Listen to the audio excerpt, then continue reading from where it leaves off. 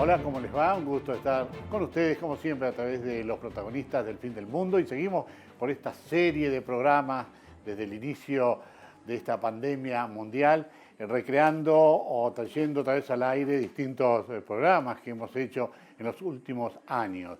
Y lo estamos haciendo, ya lo hemos dicho en otra oportunidad, ahora en el interior de La Última Vita, este emprendimiento de la familia Alzogaray. Hicimos la parte posterior, que ustedes han visto las distintas maquetas y no sé si esculturas, pero sí que recrean distintos momentos de la historia de Tierra del Fuego, especialmente de Ushuaia. Y estamos acá, donde está el sector de libros.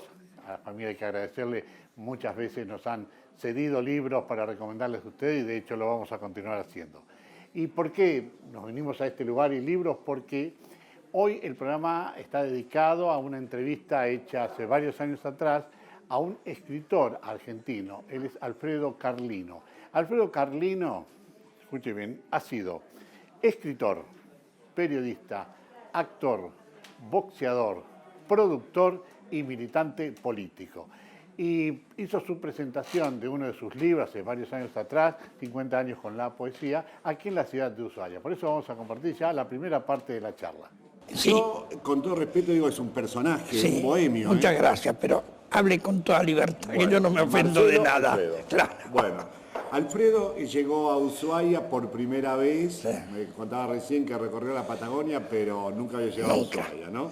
Bueno, los gustos hay que dárselo y pudo llegar acá. Sí, sí, la verdad que sí. Y con algo muy interesante como la presentación de un nuevo trabajo suyo, Sí, un nuevo libro. Estos un libro muy 50 años. importante porque es una selección de todos mis 11 libros publicados.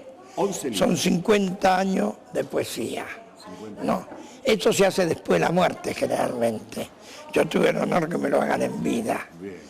¿No? Y no lo presenté todavía en Buenos Aires. Por primera vez lo presenté acá, en Río Grande hace 3 días y ayer en... Acá en Ushuaia. Alfredo, ¿y cómo se da esa relación con la escritura? ¿Desde chico? Sí, desde chico. Yo hice todo a los 13 años. Empecé mi militancia, fui boxeador, empecé a boxear a los 13 años, a entrenarme, ¿no? A aprender el boxeo. Hice el amor por primera vez a los 13 años. Y bueno, todo me apareció a los 13 años. Pero ¿y cómo surge las ganas de escribir? ¿Debe haber pasado algo? No, ya antes, yo leía de muy chico. Ah, Y tenía ganas de escribir, no me animaba. claro. Y empecé a hacer después. Como llegó el amor, también llegó Así. la poesía. Y sigue escribiendo. Sí, haciendo sí, todo lo más sea que no es que poesía, esto es escritura. todo. Es viejos poemas ¿Los va escribiendo? que lo encontré, el cuaderno y lo voy a arreglar, ¿no? Pero los bien. trabajo mucho los poemas. Yo diría, Alfredo, por lo poco que lo he conocido y que para mí ha sido un descubrimiento. Igualmente. Alfredo, que es un hombre totalmente sencillo, muy bohemio, pero no por eso ha dejado de contactarse con grandes hombres que hoy forman parte de la historia. Y en la bohemia, gracias a la bohemia. Gracias a la bohemia. ¿sí? Me hice amigo de todo eso, la militancia, todo eso. Pero la noche de Buenos Aires me regaló todos los grandes. La noche de Buenos Aires. ¿Cómo es esa noche de Buenos Aires? Bueno, ya no es más esa noche que yo conocí, que era maravillosa, en la calle Corriente. Se le llamaba la calle que no dormía nunca, porque uno llegaba a las 2 de la mañana y tenía todos los bares abiertos, pero además había un montón de grandes músicos excepcionales que tocaban. Por ejemplo, en su boliche, y Alfredo Gobi, Horacio Salgán, Troilo. Mansi todo. también, creo, ¿no? ¿Tuvo relación con Sí, Mansi? sí, era de mi barrio. Con el que primero tuve relación fue con Homero Mansi. Con Homero Mansi. Tuve el honor de conocerlo. Yo era de Boedo. Como era boxeador, cuando boxeaba venían todos ellos. Porque antes las pasiones de Buenos Aires, de Argentina, eran los jugadores de fútbol y los boxeadores. Exactamente. Eran los más trascendentes. Y el barrio era el barrio, de manera que si en el barrio uno hacía algo, todo el barrio estaba con él, porque es de mi barrio, Claro, decía. seguro. Y tuve esa suerte. ¿Quiénes son esos boxeadores que ha tenido que enfrentarlos o que Sí. han tenido una relación? Pero No, yo los en el conocía ring, ¿quién todos. enfrentó? pero yo peleé contra Andrés Selpa, los más conocidos 2 veces, fotógrafo. embragado, sí, fotógrafo, efectivamente. Fuimos amigos hasta que se murió después. El boxeo tenía esas cosas, no quedaba en cono, nada. Uno peleaba y después que terminaba la pelea, si se encontraba era un encuentro de amistad. Y eso es lo que tuvimos con Andrés Selpa. ¿Y el rival más difícil? Y fue Selpa, seguramente. Sí. Pegaba muy fuerte. Sí, sí. Y sabía boxear muy bien. Sí, es cierto. Hasta el punto que él después se drogó, tomaba, que se iba al ring y ganaba las peleas. Sí, más allá de eso, un gran hombre. Un gran hombre, sí. Sí. De haber tomado contacto con él. Extraordinario. Fue muy amigo mío, Así que... Y tenía una gran admiración después por mí. A pesar que yo le gané 2 veces, no le ganó casi nadie. ¿Y por qué deja el boxeo? ¿Yo? Sí. Y dejo el boxeo porque empecé a hacer teatro. Entonces el director me dijo, bueno... O una cosa a la otra. Sí, como yo quería abordar el arte. Creo, Alfredo, usted me da si no es así, Sí. me corrige, pero que ha abarcado distintas ramas Sí. en lo deportivo y en lo cultural. Estamos hablando de boxeo, pero también hablando del mundo de la literatura, pero también el mundo del teatro, que no se da siempre, creo que no. No. Tan multifacético. Sí, No, yo fui actor de teatro muchos años, en los teatros independientes. Sigo siendo. Hace 2 años con la Universidad Nacional de Lomas de Zamora llevamos una obra con poemas míos y yo interpreté la obra en el Santa Isabel de Granada. Después hay varias películas que se hicieron en torno a militancia y otras cosas donde yo actúo también. También actúa. Teatro también con quienes, que recuerden su paso por el teatro. Con Héctor Alterio, con Carlos, Carlos Gandolfo, que son de los más grandes que dio el teatro independiente. Y bueno, había mucha gente importante ahí. Que era de esos grupos de teatro. Pedro Aschini, Alejandra Boero, después Lovero. Me imagino verlo. No, y Lovero ahora lee mis poemas cuando yo presento los libros en Buenos Aires. Me lo imagino usted en teatros como el IF, en Sí. Florida. No, está en la calle Corriente. En Corrientes. El nuevo teatro que era el más importante. Ajá. Ahí recién se empezó a hacer el IF, El IF, sí. que era de la colectividad. Y siempre lo que tiene que ver con el mundo del teatro, también titiritero. Titiritero, ¿Y eso sí. cómo es Y bueno, esa experiencia? titiritero fue casi como todas las cosas, son de casualidades. En el mundo del teatro estaban ligados los titiriteros con nosotros. Y había un peruano que recorrió, llegó varias veces acá a Tierra del Fuego, porque él vivía de eso. Sí. Lucho, creo que se llamaba Schwarman. Peruano era. Y me invitó, empecé a hacer títeres con él. Después me gustó y salí de giras. Una magia muy especial. Sí, una magia muy... Y además la ligación con los niños. Exactamente. Es una cosa importante, ¿no? Sigo yo cuando veo a un chico me emociona. Hay padres que se molestan, que uno los quiere tocar. Le cuento a la audiencia, uno siempre guarda por ahí algunos juguetes de su niñez. Yo tengo guardados mis títeres. Qué grande, como sí. recuerdo de mi niñez. Y es importante los títeres. Acá no tienen mucho apoyo, pero debían desarrollarlo más. Sí, sí, en Granada me encontré con los hermanos Pepe, que fueron famosos. También venían hasta acá, pues trabajaban por educación, el ministerio. ¿Y que eran títeres los de Viñolo? Sí, en aquel tiempo todavía. Claro, las marionetas casi no, recién empezaban las marionetas.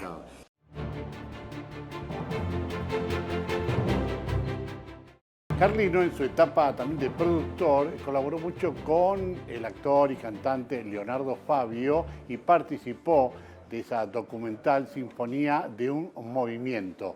Hay un sector, un momento de la película que habla sobre aquel 17 de octubre de 1945 y nosotros lo vamos a poner al aire.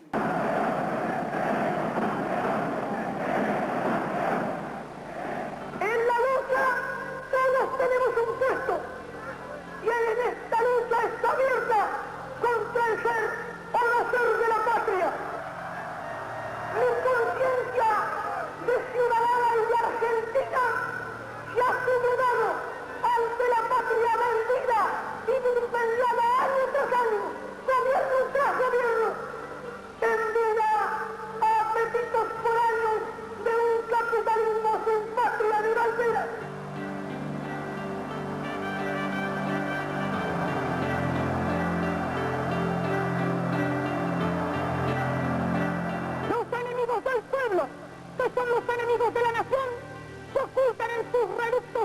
impotentes ante el despertar vivir de un pueblo que sabe lo que quiere y que está dispuesto a imponer su voluntad.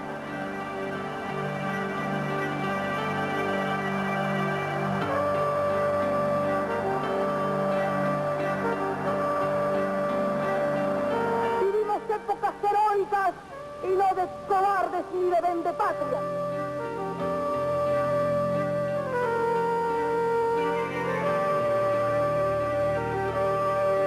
El sol caía a plomo sobre la Plaza de Mayo cuando, inesperadamente, enormes columnas de obreros comenzaron a llegar. Venían con su traje de fajina porque acudían directamente desde sus fábricas y talleres. Desfilaban rostros atesados, brazos membrudos, torsos fornidos, con las greñas al aire y las vestiduras escasas cubiertas de pringues, de restos de brea, de grasas y de aceites. Llegaban cantando unidos en una sola fe. Los rastros de sus orígenes se traducían en sus fisonomías. Descendientes de meridionales europeos iban junto al rubio de trazos nórdicos y al trigueño de pelo duro en que la sangre de un indio lejano sobrevivía aún. Venían de las usinas de Puerto Nuevo, de los talleres de Chacarita y Villa Crespo, de las manufacturas de San Martín y Vicente López, de las fundiciones y acerías del Riachuelo, de las hilanderías de Barracas. Brotaban de los pantanos de Gerli y Avellaneda o descendían de las lomas de Zamora. La multitud tiene un cuerpo y un ademán de siglos. Hermanados en el mismo grito y en la misma fe, iban el peón de campo de cañuelas y el tornero de precisión, el fundidor, el mecánico de automóviles, el tejedor, la hilandera y el empleado de comercio. Era el subsuelo de la patria sublevado.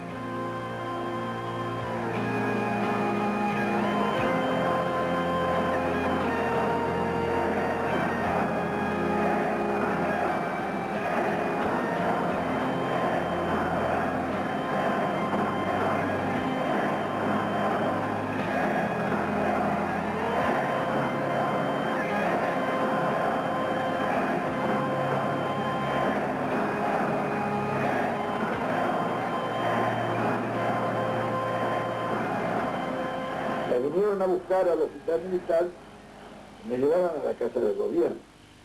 En la casa del gobierno me encontré con el general Farrer, que estaban los generales, y me acuerdo que el general Farrer me dijo, bueno, pero dígame una cosa, ¿qué es lo que cree usted que hay que hacer? Le dije, pero mi general, llamar a elecciones, ¿qué están esperando ustedes para llamar a elecciones? El general Farrer estuvo totalmente de acuerdo conmigo, y entonces él nomás allí me dijo, bueno, perfectamente, llamamos a elecciones. Llamamos, dice, miró así un poco al costado, dijo, llamamos en 3 meses. Uno de atrás le dijo, no, los padrones, que dice, bueno, ¿cuánto? Dijo esto, 6 meses. En 6 meses a elecciones, dijo padre. Yo me paré y le dije, bueno, mi general, palabra de honor, nos dimos la mano. Y, bueno, le digo, ¿me voy? Entonces dijo, déjese de embromar, venga, estos locos nos van a quemar la casa de gobierno, salga al balcón y háblale para que se vaya. Bueno, efectivamente, salí al balcón. Cuando llegué al balcón, y con todo el ajetreo del día, yo ni sabía lo que les iba a decir hacia como 1.000.000 de personas en la plaza.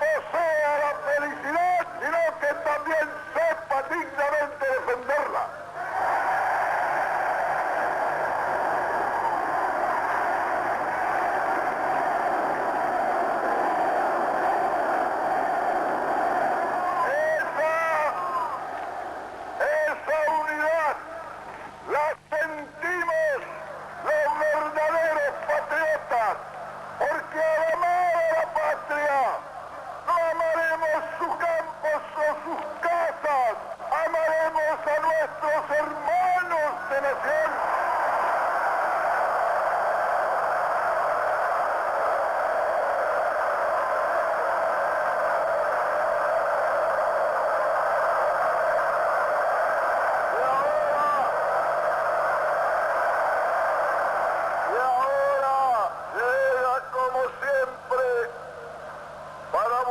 Secretario de Trabajo y Previsión, que seguirá luchando al lado vuestro por ver coronada esta obra, que es la ambición de mi vida, que todos los trabajadores sean un poquito más felices.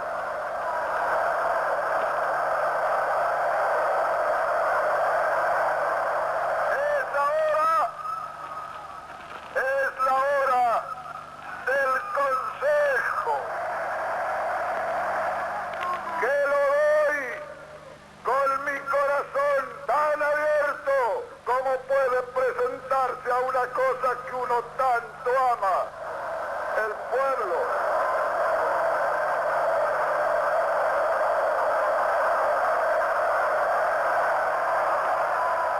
Recuerden, trabajadores, únanse, sean hoy más hermanos que nunca. Sobre la hermandad de los que trabajan, ha de levantarse en esta hermosa patria la unidad de todos los argentinos.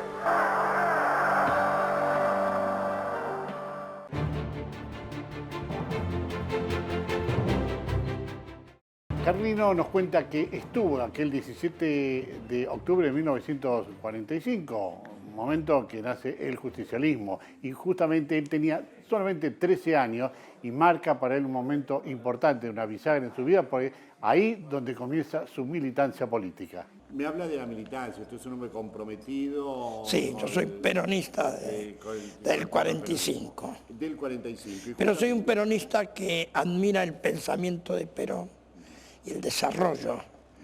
Y siempre hablo de eso, no hablo de otra cosa, porque lamentablemente los que se embistieron después de peronistas fueron muy menores, hicieron cosas que no tienen nada que ver con el peronismo, entonces yo no los considero peronistas. Pero hay un hecho trascendental, que es el 17, para colmo usted nació el 17 de octubre del 32. Nací el 17, sí. Del 32. Ese 17 de octubre del 45. Sí. Usted con 13 años. 13 años, Participó. los 13 años de antes no eran como los de ahora. Ya no habíamos puesto los pantalones largos, ya éramos adultos, no existía la adolescencia la crean después, Exacto. Psicólogos y sociólogos, pero en aquel tiempo no había. Entonces éramos tipos aguerridos, formados, que peleábamos en la calle. Claro, con los 13 años también otra vivencia importante. Usted me habló de muchas cosas a los 13 años, también Sí. esto. Participar de esta plaza tan histórica como es la Plaza de Mayo. Me gustaría que usted, porque no son muchos los que por ahí recuerdan, sí, uno lo ve a través de documentales de la historia, ¿cómo vivió esa jornada del 45? ¿De dónde venía? ¿Por qué estuvo ahí? Yo creo que fue lo más grande que me pasó en mi vida. Cuando fuimos no sabíamos, esperábamos que nos agarraran a tiros, porque había triunfado el sector más reaccionario del ejército, ¿no? Y a Perón lo tenían preso, lo iban a matar en Martín García. Y el pueblo salió a rescatarlo. Fue todo improvisado, lo únicos organizados éramos nosotros, porque ya teníamos una estructura política. Del nacionalismo veníamos nosotros. Entonces salimos con la Unión Nacionalista de Estudiantes Secundarios, que estaba organizada. Habíamos hablado con Evita antes de ese día, 3 días antes. Evita convocaba a los que conocía y le preguntaba qué iban a hacer, porque era muy incierto todo, ¿no? Y bueno, además todos sabíamos que podíamos morir, porque esa historia fue mal contada por los que hablan de y fuimos nomás. Yo me tuve que escapar de mi casa, porque era una ciudad muy pacata, muy estructurada. Y los padres decidían absolutamente todo. ¿Y cómo es? ¿Se escapa? Me voy de mi casa, pero ese día era mi cumpleaños. Sí. Entonces habíamos convocado a los amigos, 10 días antes del barrio, como se estilaba, compañeros de estudio, a tomar el chocolate con churro. Mi madre tenía una sala muy grande, era una italiana muy tierna, como son los italianos. Los convocaba, ella hacía todo, rayaba el chocolate como se estiraba en aquel tiempo, ¿no?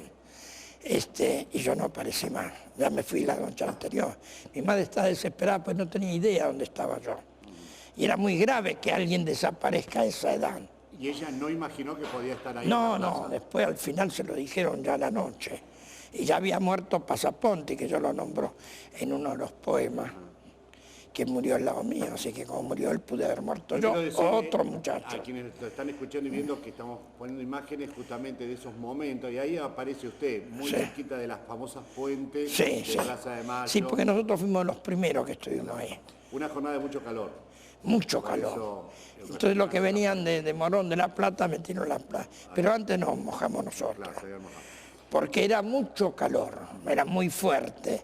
Y todo se hacía a pie, gritando, para convocar a fábricas y a otros. Y salían.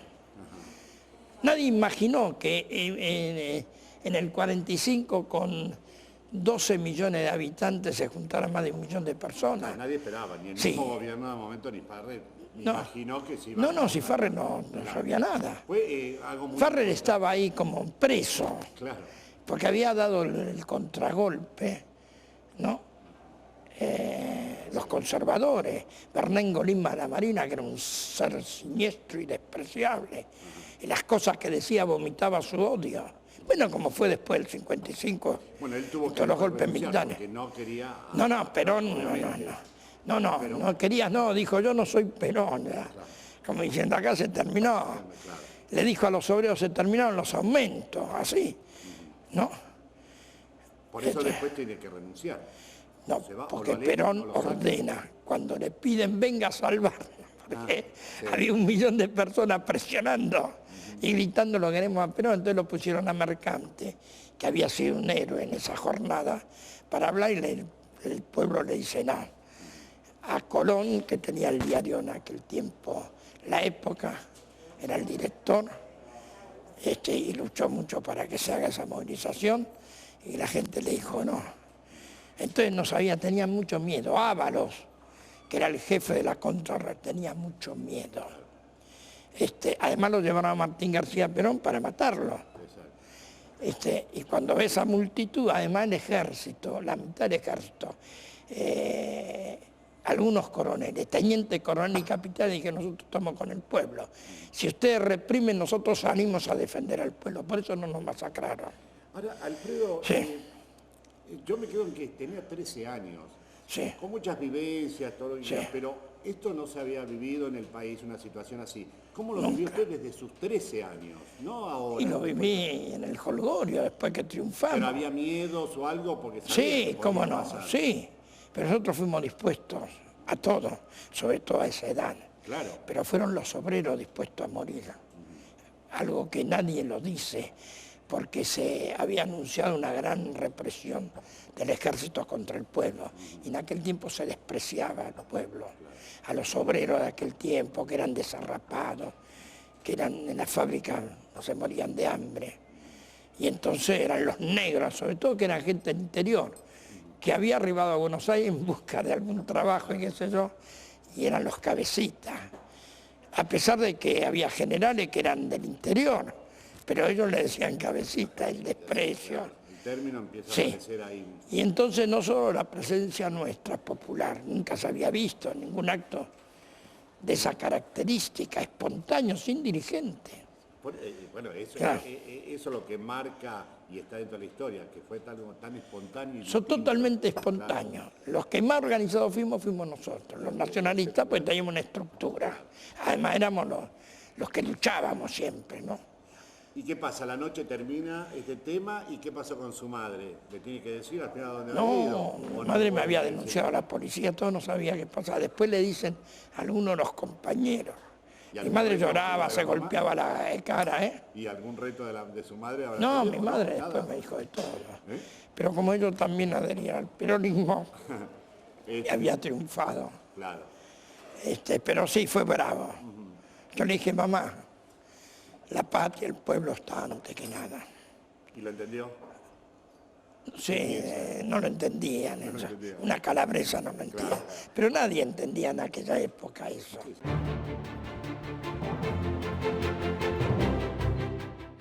Es importante destacar que las distintas secuencias de la película de Leonardo Fabio, Sinfonía de un Sentimiento, fue cedida, nos la facilitó Franco Gergo, que es el titular de la escuela política acá de la ciudad de Ushuaia. Así que, Franco, muchas gracias nuevamente por su predisposición.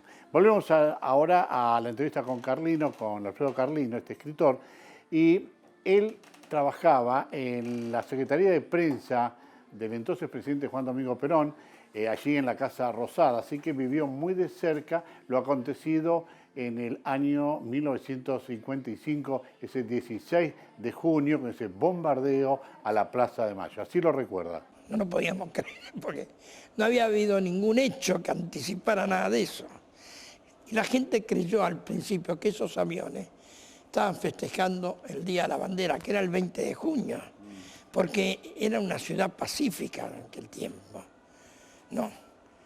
Y entonces vamos a ver qué pasa en la Plaza de Mayo. Nos encontramos que después, ya derrotados, empiezan a bombardearnos nosotros y a ametrallarnos. Con lo cual quedó un tendal de muertos muy grande, muy grande. Además el desprecio humano, porque hasta murieron radicales ahí. Porque había radicales que ya eran en comando civil, que ya estaban preparados para la lucha contra el pueblo peronista. Y se anticiparon creyendo que allí era la revolución que triunfaba. Y murieron porque fueron bombardeados igual que nosotros. Y además civiles que pasaron, que no se sabe qué ideología tenían. Y como consecuencia de esta revolución del 1955, ¿usted fue detenido? ¿Tuvo riesgo de muerte? No, en el 55 no, después tuve. En el 56 cuando fue el levantamiento de Valle. 56, con el levantamiento de Valle. Y Tanco, eran los dos jefes. Y yo primero me opuse a eso, porque Perón se opuso a ese levantamiento. Previó que iba a ser un desastre para nosotros. Pero como yo venía del nacionalismo, que ya no estaba mal, pero varios maestros míos me dijeron, no, hay que apoyar esto para recuperar la democracia, el poder popular. Y bueno, uno cuando es muy joven no se resiste a sus maestros. Entonces dije, bueno, ¿qué tengo que hacer? Bueno, vamos a tomar una radio en Avellaneda, donde después yo voy a vivir, es notable eso. Y de ahí vamos a transmitir la proclama. Es decir, un hecho totalmente pacífico, a explicar qué era la revolución, como yo era periodista ya hacía muchos años. Porque me olvidé de decirles que también el periodismo... ¿Incursionó en el Sí. periodismo? No, incursiones no, sigo siendo periodista y muy conocido. Y un periodista que dice todo al revés de lo que dicen todos. No, con eso tengo mucho éxito. Y bueno, entonces fuimos con los suboficiales, que eran hombres de inteligencia. Pero cuando llegamos, ya habían detenido al primer grupo que fue. Y los suboficiales habían demorado. No fueron a la hora, eso salvaron la vida y nosotros también, porque nos dijeron, esto está tomado. Ya cuando vieron a la distancia, como eran especialistas. Entonces, nos vamos. Como yo tenía miedo que vayan a buscarme a mi casa, pues yo ya tenía una larga militancia. Entonces voy a la casa de un compañero mío de estudio, que me quedaba a dormir 2 o 3 veces por semana. Éramos muy amigos. Y entonces dije, bueno, a casa si tienen mi lista me van a buscar a casa. Acá no saben que yo me quedo. Y entonces voy a la casa en pleno centro de mi amigo. Tenía llave, yo abro. Y me encuentro con 20 hombres de la Marina. Dije, que me están esperando acá, dije yo. Empecé a temblar ahí, ¿no? Porque estaban fusilando. Me dice, ¿usted dónde va? A mi casa. Le dije, todo lleno de miedo. Creo que fue el día que más miedo tuve. ¿Y dónde vive? En el primer piso. Bueno, lo acompañan. Si no vive ahí, lo fusilan ahí mismo, así. Ese era el término del jefe. La llave salvadora hizo que... No, la llave era de la puerta ¿Y qué pasó? de cancel, no del departamento. ¿Sube? Cuando subo, lo despiertan a mi amigo, Claro. a los golpes. Y le preguntan, yo dependía de lo que él contestara. Pero yo en realidad no vivía ahí, me quedaba, éramos muy amigos. Y entonces mi amigo, que estaba escuchando todo y que no era peronista y que no sabía que yo participaba de eso, le dice, no vive a Paque, pero es como si viviera. Entonces me dejaron. No, si no me fusilaban ahí mismo, esa era la orden. Claro. Y así fusilaron a los civiles, sin explicación, sin meterlos presos, sin nada. Llegaba, usted estuvo en eso, fusilamiento. ¿Se llegó a evaluar la posibilidad que usted lo pudieran traer detenido a lo que era el presidio de Ushuaia? Cuénteme esa historia. No, eso es, después de eso, yo salgo a escribir, porque todos los gremios estaban intervenidos militarmente y saqueados, sobre todo en sus cajas. No. Entonces yo agarro con dos compañeros, porque éramos de la resistencia, más jóvenes que yo, de manera que éramos 3 chicos, y empezamos a escribir, ¿no? Con carbonilla. Con carbonilla. Claro, pues no teníamos plata, nada, todo echado de los trabajos. Empezamos a escribir, basta de intervención militar en los sindicatos. No, Perón volverá, qué sé yo, porque había que alertar a la gente que estábamos en la lucha, porque todos los dirigentes estaban todos detenidos. Acá ya había varios. Acá en Ushuaia. Claro, y estaba Jorge Antonio, Cook, Kelly, qué sé yo. Nosotros a Kelly no lo queríamos. Pero, bueno, estaba preso acá como si fuera realmente peronista. Era un agente internacional, Kelly. Y entonces me agarran preso. Me golpean ahí en la comisaría, a mí y a los otros 2 muchachos. Estuvimos varios días que no se podía estar más de 24 horas. Sin embargo, lo estuvieron... Porque la juventud peronista y la juventud radical, que era de la UCRE, los que apoyaban a Frondizi, no los otros, ¿no? Le pidieron a Frondizi por mí, pues yo ya era muy conocido. Y Frondizi lo va a ver a Aramburo, como él necesitaba de los votos peronistas, lo va a ver a Aramburo. Él dice, ¿cómo van a mandar a ti? Pues nos pusieron a disposición del Poder Ejecutivo. Eso significaba que veníamos acá a Tierra del Fuego. Y bueno, Aramburo entonces saca la orden de Tierra del Fuego. Gracias a la intervención de Frondizi. Gracias a la intervención de Frondizi y otros políticos de variados cosas, ¿no? Porque pensaron que nosotros veníamos a morir acá, que íbamos a ser a la edad que teníamos en esta ferocidad, que Perón la había cerrado en el año 47 y la reabrieron para llevar a los peronistas presos. A los presos Sí. políticos. Sí. Bueno, y suceden estos hechos, la Libertadora, Valle, justo llega... Sí, ya la vi. De Tanco, Sí. que usted está hablando tanto, ¿no? Que se siente, ¿no? Pero pasan esos años y usted sigue escribiendo y de alguna manera está reflejado en sus trabajos. No, ¿En eso lo algún escribí momento o no? muchos años después. Sí, yo escribí Por eso, el pero 16 todo de resumido junio, en- pero lo escribí 30 años. Yo luché para reivindicar el hecho de que nos masacraron el 16 de junio, porque eso estaba totalmente silenciado. Claro. Y tuvo incursión, Alfredo, vamos saltando y con esto vamos cerrando un poco, en el mundo del cine con Leonardo Fabio. Sí, con Leonardo Fabio he trabajado. ¿Qué participación tuvo en este trabajo documental histórico que realmente es muy bueno de Y yo fui, Sinfonía de un ahí movimiento aparezco con mi nombre. con su nombre? ¿Y cuál fue la participación? ¿Como asesor histórico? ¿Cómo Sí, fue esa como relación sé. con Fabio? Nosotros no somos muy precisos en las cosas. Intervine en varias, pero sobre todo asesorando cómo fue la historia, que la conozco desde el primer día, ¿no?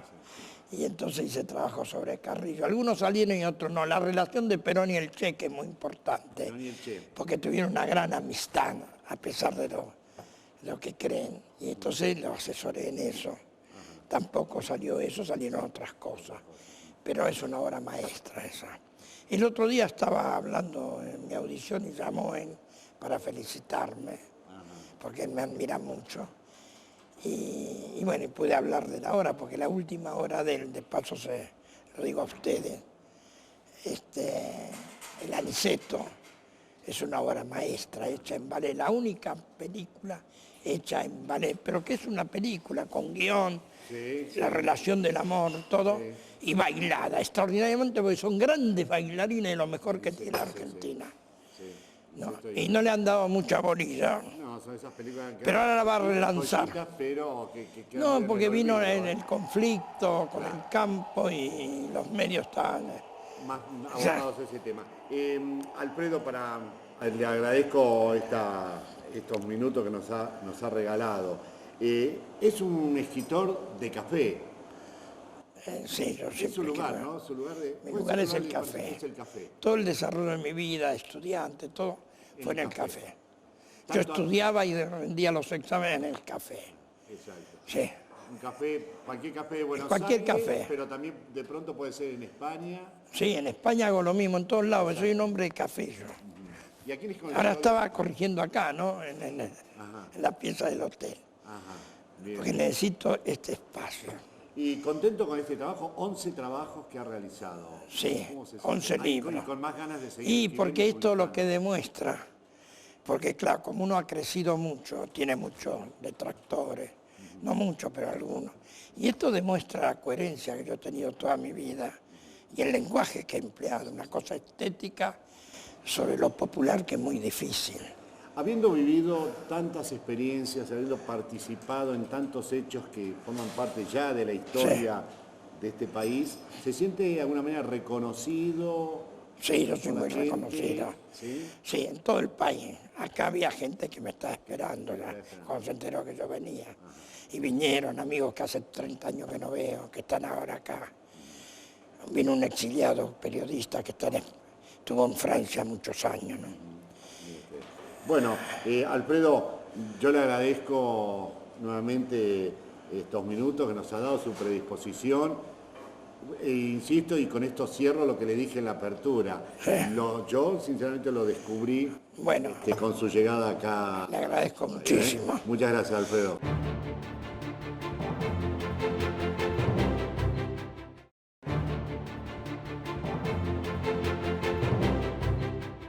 La recomendación de hoy es la de un amigo, colega, si se quiere también, como es Gabriel Ramonet, con una de sus obras, Nosotros los Fueguinos, ¿no? Algo muy particular, quienes vivimos en Tierra del Fuego. Y justamente va contando distintos momentos.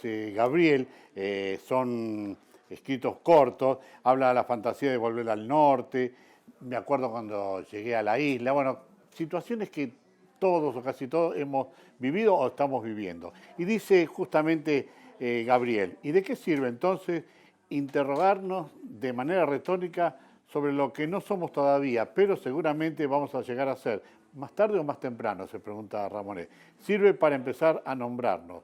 No habrá nunca un nosotros si primero no empezamos a buscarlo.